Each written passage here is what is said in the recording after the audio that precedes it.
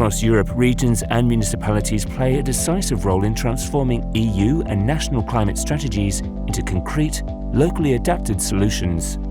However, these local actors face significant barriers. The first is access to knowledge. Fragmented data and incompatible tools limit the ability to turn information into action.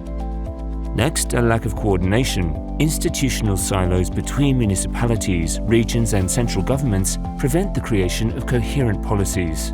At the same time, public budgets alone cannot finance the transition. The solutions lie in strengthening multi-level governance and mobilizing resources in innovative ways. It is essential to integrate climate resilience into all sectoral policies, from urban planning to agriculture. Empowering local authorities with the right tools, resources and governance structures is the way to build a resilient Europe from the ground up.